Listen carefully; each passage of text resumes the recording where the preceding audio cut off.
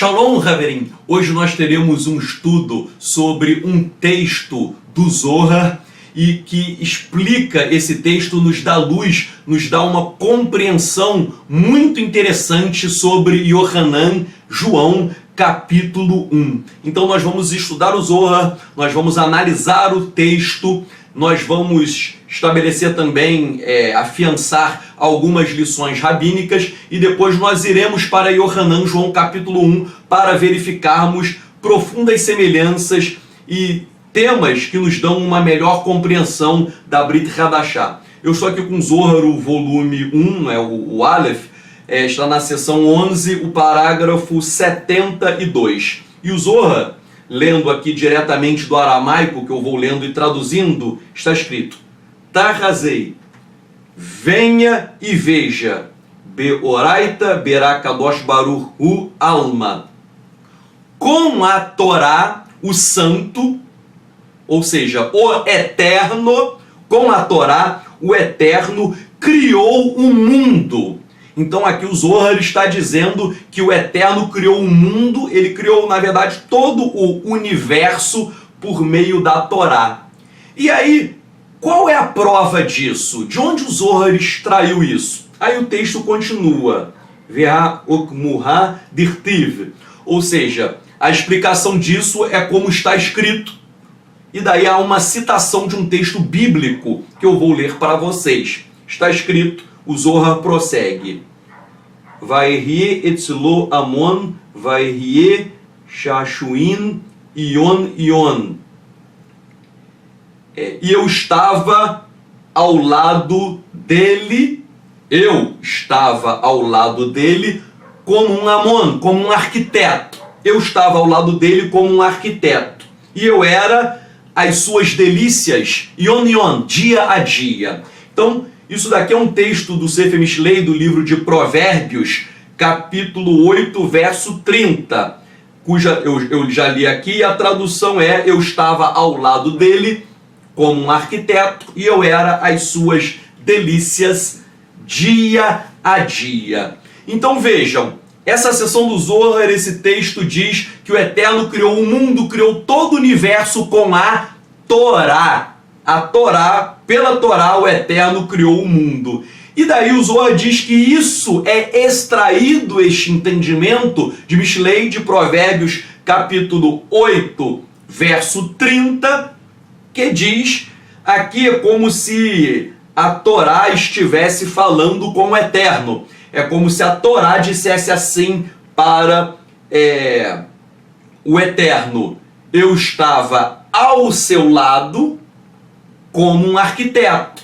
Ou seja, o Eterno está aqui, a Torá está ao seu lado, como se fosse um arquiteto. Arquiteto para quê?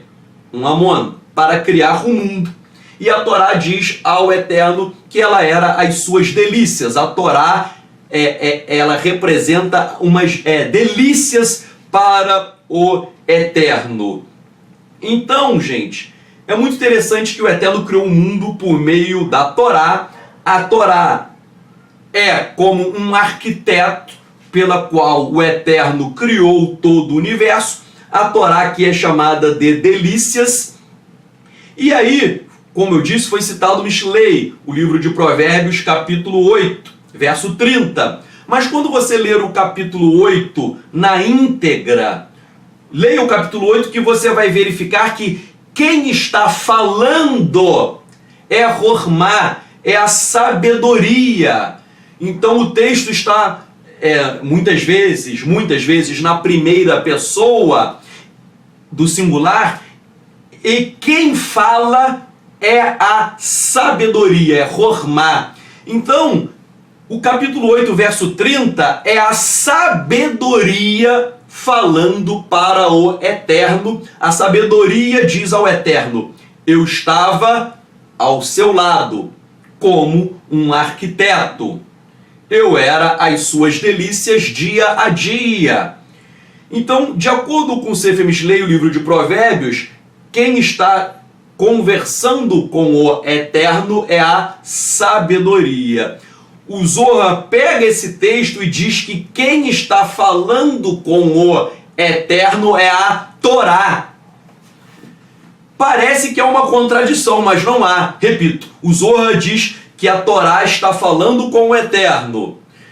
E o livro de Provérbios fala que a sabedoria fala com o Eterno. Na verdade, não é uma contradição, porque a Torá é isso que o Zohar quer provar aqui. O Zohar quer provar que a Torá é a própria sabedoria do Eterno.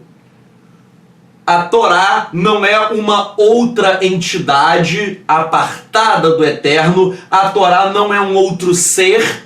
A Torá é o próprio Eterno, ela é a própria sabedoria do Eterno, e o Santo Bendito seja, ele criou um mundo com a Torá, que é a sua própria o quê? Sabedoria.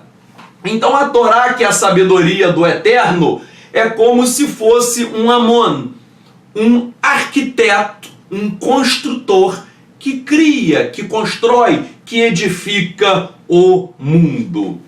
Por isso que a Torá não é um outro ser, mas ela é o próprio Eterno. Em um outro livro do Zohar, o Zohar, o volume 3, o 73a, está escrito que o Eterno e a Torá são um. Repito, o Eterno e a Torá são um. Então vejam só, no livro de Provérbios está dizendo que a sabedoria está ao lado do Eterno. Mas se você ler sem muita atenção, a sabedoria está ao lado do Eterno, vai parecer que a sabedoria é uma coisa e o Eterno é outra coisa. Aqui no Zohar está dizendo que o Eterno criou um mundo com a Torá e a Torá diz ao Eterno. Parece que o Eterno é uma coisa e a Torá é outra. Mas não, porque o próprio Zohar, aqui no 373a, vai falar que o Eterno e a Torá são um. O Eterno é a Torá e a Torá é o Eterno. A Torá é a Hormá, é a sabedoria do Eterno. Por isso que Hormá é uma das 10 Sefirot. E essa ideia de que o Eterno e a Torá são um, não há distinção entre Torá e Eterno e Torá, porque a Torá é a própria sabedoria. Vejam só, gente, a sabedoria do Eterno é o próprio Eterno. Tal como a minha mão não é uma outra pessoa. A minha mão é uma parte de mim. A minha cabeça, a minha mente é uma parte do meu ser. Então a sabedoria do Eterno não é uma outra pessoa, não é um ser criado, não é um ser subalterno. A sabedoria do Eterno é o próprio Eterno, e assim diz o Zohar. E não só o Zohar diz isso. Vários rabinos que estudaram o Zohar repetiram que a Torá e o Eterno são um. Cito, por exemplo, o rabino Nachman de Breslov. Ele disse que a Torá e o Eterno são um, não há diferença entre um e outro. O rabino Shneur Zalman de Liad, conhecido também como Alter Rebbe, o autor do Tânia, ele disse que a Torá e o Eterno são um. O Rebbe de Lubavitch também falou a mesma coisa. O grande cabalista mais recente, o rabino Yehudá Ashlag, conhecido como Baal Hassulam, que escreveu comentários maravilhosos sobre o Zohar, ele também fala a mesma coisa. Então, percebam só. A Torá é a sabedoria do Eterno e o Eterno cria o mundo por meio da Torá. E a Torá e o Eterno são um, não há diferença, porque a mente do Eterno é o próprio Eterno. Isso, gente, nós vamos ler agora Yohanan, João capítulo 1, e vamos também ler aqui do aramaico e vamos traduzindo. Isso é exatamente o que Yohanan ensinou. Nós vamos ler e vamos agora comparar com o Zohar. Então o texto aqui em aramaico de Yohanan, João capítulo 1 diz: Evangelion Kadisho Korozufo de Yohanan. O Evangelho Sagrado segundo a pregação de está aqui Yohanan, ou Yohanan em hebraico, ou João em português. Eu estou lendo aqui um certo dialeto do aramaico, porque às vezes eu leio um, às vezes eu leio outro, só para não ficar enferrujado, Então, eu tô lendo aqui até inserto, porque existem vários dialetos e vários caracteres do aramaico. Então, gosto de ler diversos para a gente sempre ficar treinado. Então, começa assim. Bereshith ital o melto ital o lof aloho. No princípio, ou em princípio, era melto. Melto é a palavra, mas melto em aramaico, melto ou melta em um outro dialeto, mas se escreve da mesma forma. Melto ou melta significa palavra, mas também pode significar pensamento ou ideia, e até mesmo manifestação, mas geralmente é traduzido como palavra, coisa ou ideia, pensamento. Então, no princípio era a palavra, era o pensamento, era a ideia do Eterno. E a palavra, a ideia, o pensamento, estava com Elohim, estava com Deus. E Deus era a palavra, melto, ele era Deus, era a palavra, era o pensamento, era a ideia. Agora vejam só, melto, falei que significa palavra, palavra. No contexto semita, o que significa palavra? Palavra é sinônimo de Torá. É só você ler o Sefer Tehillim, o livro de Salmos, o Salmo 119, versos 89 a 92 e versos 105 a 109, você lendo esse texto poético, você vai perceber que palavra é sinônimo de Torá. A Torá é a palavra do Eterno. Então, aqui lendo o primeiro passuco, o primeiro verso, está escrito, Yohanan escreveu, no princípio era a palavra, ou seja, era a Torá. E a Torá estava com Elohim, a Torá estava ao lado dele, e Elohim era a própria palavra, Elohim é a própria Torá. Percebam que coisa maravilhosa. Yohanan está dizendo que a Torá, que a palavra, estava com Elohim, tal como o Zohar falou que a Torá estava com Elohim. O Zohar fala que a Torá estava com Elohim, mas o próprio Zohar explica que a Torá e o Eterno são um. Não são dois, não são duas coisas diversas. A Torá é o Eterno e o Eterno é a Torá. E o Hanan está dizendo a mesma coisa. A palavra, a Torá, estava com Elohim, mas Elohim é a Torá. Repito, Elohim e a Torá são um, diz Yohanan, tal como o Zohar também está dizendo a mesma coisa. E um outro paralelo interessante é que melto também significa pensamento, ideia. Então eu posso traduzir Yohanan João 1 da seguinte maneira. No princípio era a ideia, o pensamento. O pensamento estava com o Eterno e o pensamento era o Eterno. Porque o pensamento do Eterno é o próprio Eterno. E aí Yohanan prossegue no segundo verso. Rono italho bereshith lo aloho. E esta quem? É a palavra. E esta palavra estava no princípio com Elohim. Esta palavra, que é a Torá, que é o pensamento, estava com Elohim desde quando? Desde o princípio. Na verdade, aí é em princípio indefinido, ou seja, sempre a Torá esteve com o Eterno, porque a Torá é o próprio Eterno. E aí prossegue o verso 3. Kulbidehu, e tudo era através da sua mão. Tudo era por sua mão. Pela mão o quê? Da palavra, pela mão da Torá. Aí, mão também significa através. Tudo era através da palavra, tudo era através, tudo existia através da palavra da Torá. E aí prossegue. O bel rodal o flor do Meden Dahu. E sem eles, sem ela, a palavra, sem ele, que é a palavra, não haveria uma coisa daquelas existentes.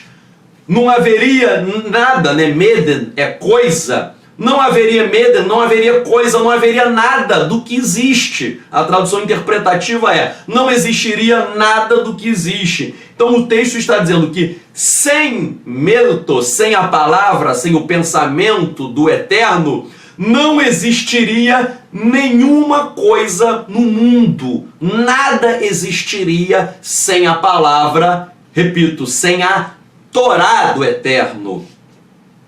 E aí, nós...